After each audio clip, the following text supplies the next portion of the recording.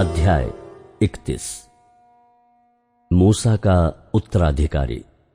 मूसा ने जाकर ये बातें सब इस्राएलियों को सुनाई और उसने उनसे ये भी कहा, आज मैं 120 वर्ष का हूं और अब मैं चल फिर नहीं सकता, क्योंकि यहोवा ने मुझसे कहा है कि तू इस यरदन पार नहीं जाने पाएगा।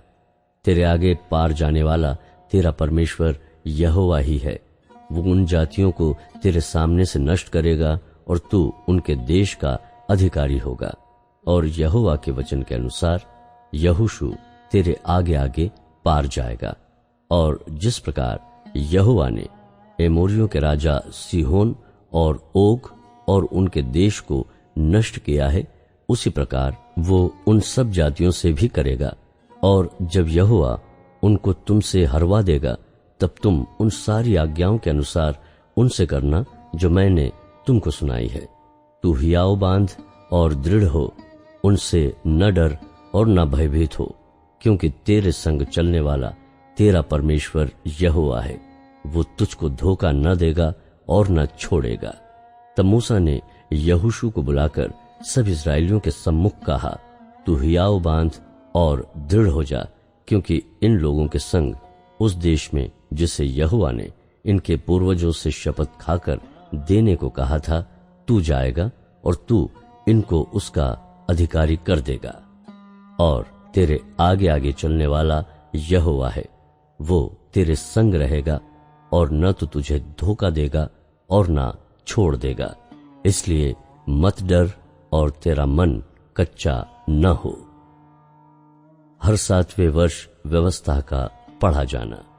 फिर मूसा ने यही व्यवस्था लिखकर लेवीय याजकों को, जो यहोवा की वाचा का संदूक उठाने वाले थे, और इज़राइल के सब वृद्ध लोगों को सौंप दी। तब मूसा ने उनको आज्ञा दी, 7 वर्ष के बीतने पर, अर्थात छुटकारे के वर्ष में झोपड़ी वाले पर्व पर, जब सब इज़राइली तेरे परमेश्वर यहोवा के उस स्थान पर जिसे वो चुन लेगा आकर इकट्ठे हों, तब ये व्यवस्था सब इज़राइलियों को पढ़कर सुनाना। क्या पुरुष, क्या स्त्री, क्या बालक, क्या तुम्हारे फाटकों के भीतर के परदेशी, सब लोगों को इकट्ठा करना कि वे सुनकर सीखें और तुम्हारे परमेश्वर यहोवा का भय मानकर इस व्यवस्था के सारे वचनों के पालन करने में चौकसी करे। और उनके बच्चे जिन्होंने ये बातें नहीं सुनी, वे भी सुनकर सीखें कि तुम्हारे परमेश्वर यहोवा का भय उस समय तक मानते रहे, जब तक तुम उस देश में जीवित रहो जिसके अधिकारी होने को तुम यरदन पार जा रहे हो। मूसा को यहोवा की अंतिम आज्ञा। फिर यहोवा ने मूसा से कहा, तेरे मरने का दिन निकट है। तू यहोशू को बुलवा और तुम दोनों मिलाप वाले तंबू में आकर उपस्थित हो कि मैं उसको आज्ञा दूं। तब मूसा और यहोशू जाकर मिलाप वाले तंबू में उपस्थित हुए।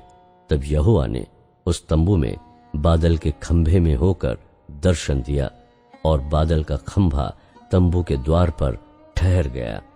तब यहोवा ने मूसा से कहा, तू तो अपने पुरखाओं के संग सो जाने पर है, और ये लोग उठकर उस देश के पराये देवताओं के पीछे, जिनके मध्य वे जाकर रहेंगे, व्यभिचारी हो जाएंगे, और मुझे त्याग कर उस वाचा को जो मैंने उनसे बांधी है तोड़ेंगे।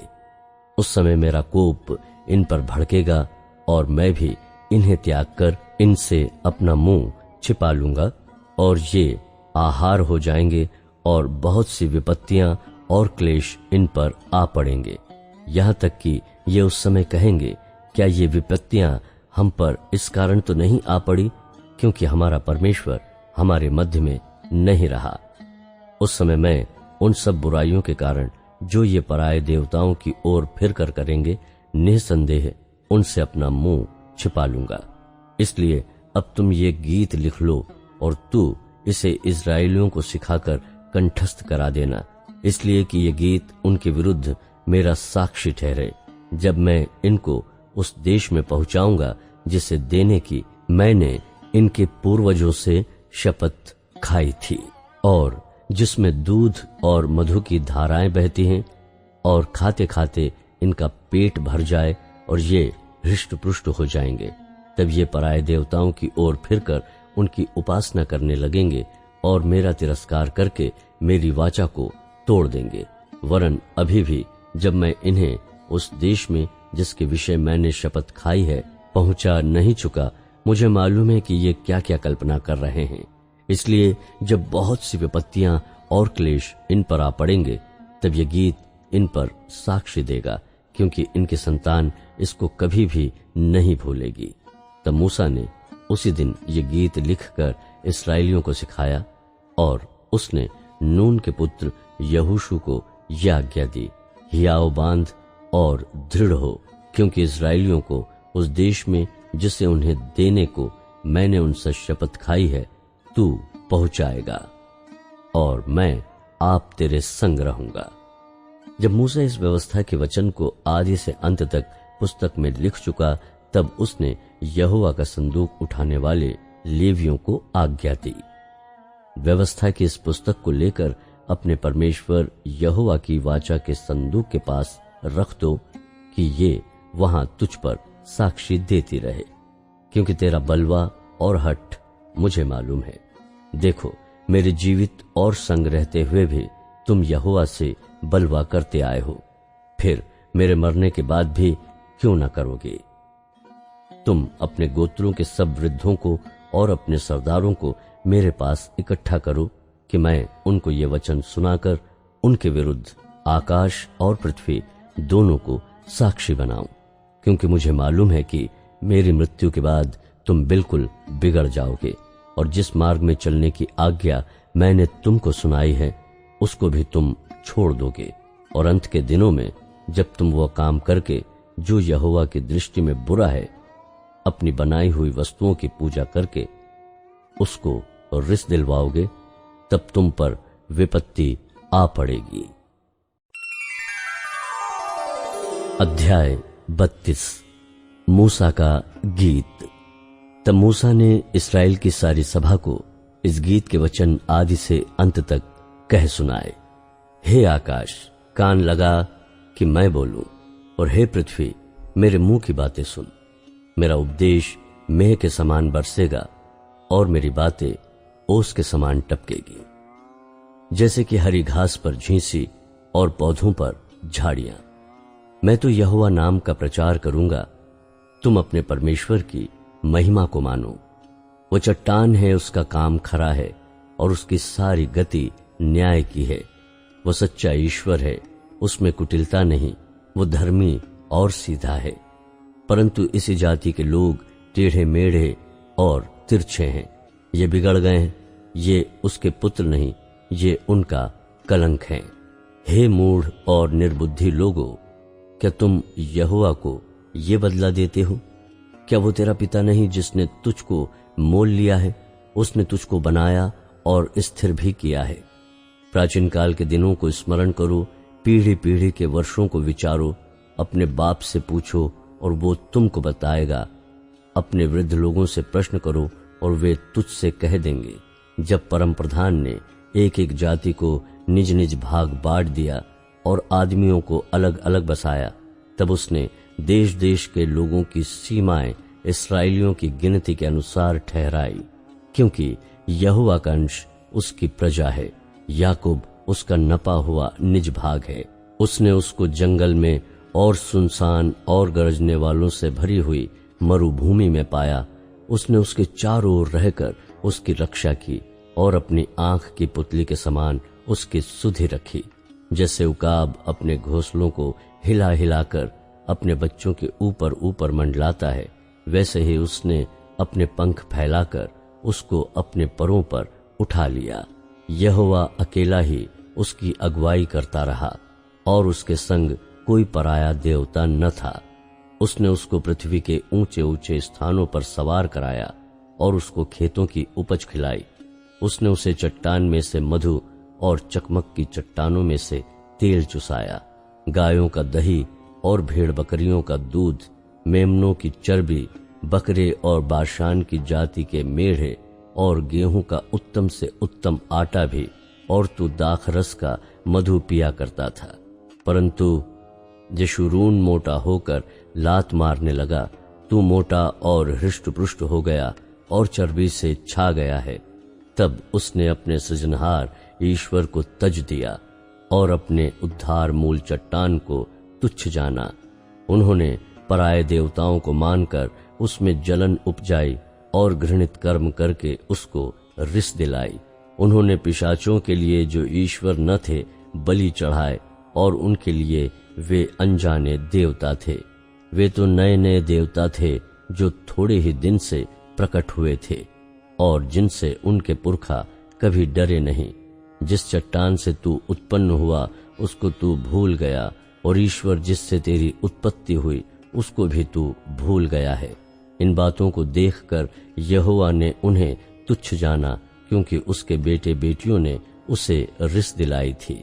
तब उसने कहा, मैं उनसे अपना मुख छिपा लूंगा और देखूंगा कि उनका अंत कैसा होगा, क्योंकि इस जाति के लोग बहुत टेढ़े हैं और धोखा देने वाले पुत्र हैं। उन्होंने ऐसी वस्तु मानकर जो ईश्वर नहीं है मुझ में जलन उत्पन्न की और अपनी व्यर्थ वस्तुओं के द्वारा मुझे रिस दिलाई।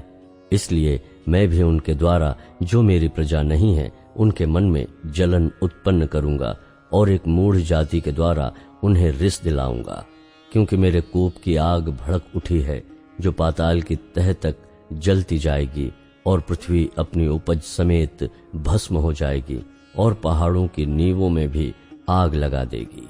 मैं उन पर विपत्ति भेजूंगा और उन पर मैं अपने सब तीरों को छोड़ूंगा।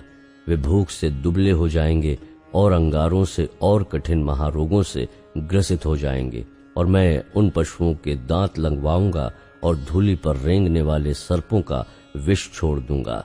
बाहर वे तलवार से मरेंगे और कोठरियों के भीतर भय से, क्या कुंवारे और क्या कुंवारियां, क्या दूध पीता हुआ बच्चा और क्या पक्के बाल वाले, सब इसी प्रकार बर्बाद होंगे।